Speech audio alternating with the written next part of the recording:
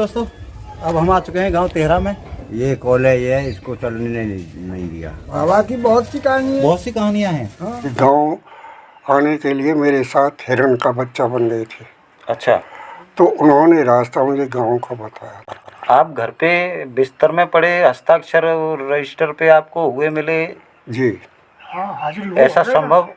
बाबा भर रहे हाजिरी। अच्छा, बाबा हाजिरी दे रहे थे। बाबा हाजिरी 50 किलो आटा खत्म ही नहीं होने में आया। उन्हें पुआ सीखे थे अच्छा। और उसी मंदिर में रखे थे। बाबूजी, जो बाबा जी बता रहे हैं ये कथन बिल्कुल शत-प्रतिशत सत्य है? तो आप उनकी व्रत में ही बैठे हुए हैं? व्रत में बैठा हूँ। बाबा भगत बाबा के ही व्रत। हेलो दोस्तों, सबसे पहले आप सभी को प्यार भरा नमस्कार। दोस्तों, हमारे चैनल का उद्देश्य कोई बकवास सुनाना नहीं, बल्कि अपने भारत की क्षेत्रीय जानकारियों को आपके सामने लाना है, जो कि सिर्फ अपने क्षेत्र में दम तोड़ चुकी हैं और सिर्फ क्षेत्र तक ही सिमट कर रह गई हैं। दोस्तों, हमारी ये ब्लॉग यात्रा फर्स्ट ब्लॉग के तौर पर आप लोगों के सामने एक महान शख्सियत, जिन्हें नत्थू भगत के नाम से जाना जाता है, उनसे शुरू करते हैं, जो कि अपने क्षेत्र में बहुत ही महान शख्सियत हुए हैं, बहुत ही महान विभूति के तौर पर जाने जाते हैं। दोस्तों, इन्हें सिर्फ जाना जाता ही नहीं, बल्कि अपने क्षेत्र में बड़े पैमाने पर पूजा होती है। तो चलिए आपको उनसे रूबरू कराते हैं। और ये हैं वो बाबा। इसके विषय में ज़्यादा विस्तार से तो बताना संभव नहीं है, लेकिन शॉर्ट में हम आपके सामने जो भी अपने प्रत्यक्षदर्शी बुजुर्गों से जो जानकारी हमें प्राप्त हुई है वो आपके सामने रखते हैं।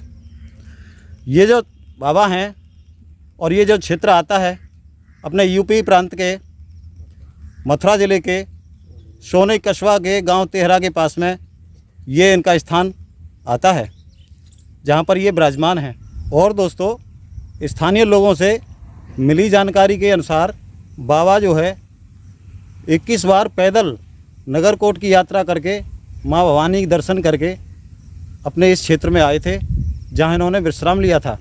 और यहाँ पर विश्राम लेते हुए उन्होंने अपना शरीर यहीं पर त्यागा था। कि इस चैनल का उद्देश्य आप सभी का अगर प्यार मिलता है तो ऐसी शख्सियतों का इनका जीर्णोद्धार कराना, साथ ही साथ उन मजलूम लोगों की सहायता करना भी रहेगा, जो लोग दीनहीन हालत में अपना जीवन यापन कर रहे हैं। तो हम चाहते हैं कि हमारे साथ साथ आप लोग भी हमारे चैनल का ही नहीं, उन लोगों की खातिर आप लोग हमारा सपोर्ट करें, क्योंकि दोस्तों अभी भारत से इंसानियत अभी मरी नहीं है।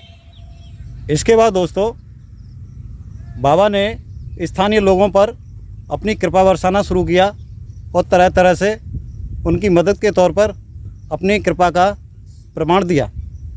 तो चलिए दोस्तों, मिलते हैं कुछ स्थानीय लोगों से और जानते हैं बाबा के बारे में। दोस्तों, अब मिलते हैं स्थानीय लोगों से और उनमें से एक हमारे बंधु हैं। आइए, आपका शुभ नाम? शुभ नाम जी देवीचरण जी। तो आप कहाँ के रहने वाले हैं? तेरा गांव के। तो आप ये जो बाबा के विषय में आप कुछ बता सकते हैं? हाँ जी, बताइए, क्या बता सकते हैं? तो देखिए साहब, ये जो पूरी जगह डली हुई है ये भट्टे की है जी। अच्छा यहाँ भट्टा चलता था। अच्छा।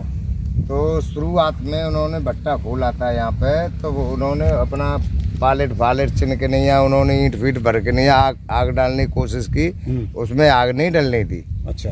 तो उन्होंने, यहाँ के लोग थे वो बोल रहे कि भाई आग उसमें नहीं डलेगी जब तक भगत बाबा की पूजा नहीं होगी। अच्छा। तो उन्होंने, मालिक बोलता था कि नहीं, ये कौन वो होता है भगत बाबा, क्या होता है क्या नहीं है। वो यहाँ से पेट्रोल भी लाए, पेट्रोल भी छिड़क दी, जब भी उनकी आग नहीं चली। अच्छा।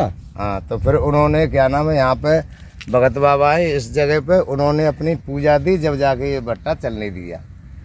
अच्छा। हाँ जी। और फिर उसके बाद में ये कोई 10 साल चला, फिर ये नष्ट कर दिया।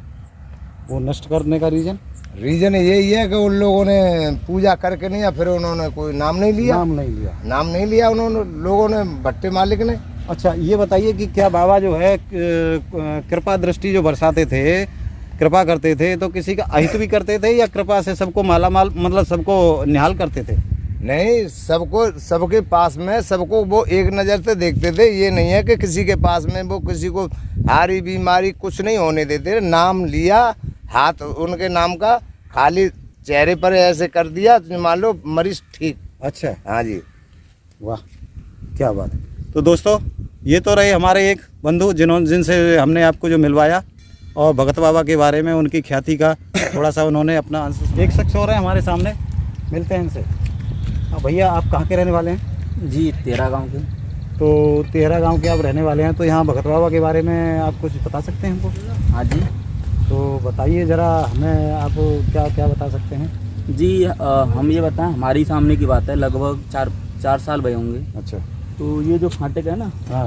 ये फाटक लगाने का प्रयत्न कर रहे थे सरकार। अच्छा। तो कभी बड़ा फाटक आ जाता था, कभी छोटा आ जाता था, हम्म। और वो मतलब कोशिश भी करते थे। तो वहाँ पर काला सांप, जिसे हम भगत बाबा का नाम मानते हैं, वो आकर बैठ जाते थे। और वो तो फाटक नहीं कहाँ पे बैठ जाते थे? वहीं जो बीच सड़क पे, मतलब फाटक नहीं लगन देते थे। अच्छा, फाटक नहीं लगने देते थे। हाँ। और उसके बाद गांव वालों ने कहा कि ऐसा करो, भगत बाबा के नाम का प्रसाद वगैरह बांट दो, उनकी पूजा अर्चना कर दो। तो उन्होंने ऐसा ही किया। फिर उसके बाद देखो, ये फाटक लग रहा है आपके सामने ही है। अच्छा। और फाटक लग गया, एक बार में ही लग गया। हाँ। और कुछ बता सकते हैं कि इसके अलावा बाबा की कुछ उपलब्धियाँ? जी, इसके बारे में हमारे सामने की तो बात नहीं है, लेकिन हमारे जो पिताजी हैं, चाचा हैं, वो बताते हैं कि जो यहाँ पे कॉलेज है, पीके डिग्री कॉलेज जी, तो इसे शुरुआत में नींव वगैरह रखी थी, बिल्डिंग में बनाई थी, तो गिर जाती थी। अच्छा। और कम से कम कई प्रयत्न किए, 5 से 6 बार, और बार गिर जाती थी। तो गांव वालों ने कहा कि भगत बाबा का ये थान वगैरह बनाइए, जिससे ये नहीं गिरेगी। तो उन्होंने थान वगैरह बनाया, पूजा वगैरह भी की, तब जाकर ये कॉलेज चली है। अच्छा। हाँ जी, आप चाहें तो जानकारी वहाँ से जुटा सकते हो। ठीक है, ज़रूर जुटाएंगे और कुछ जानकारी जुटाने की कोशिश करते हैं।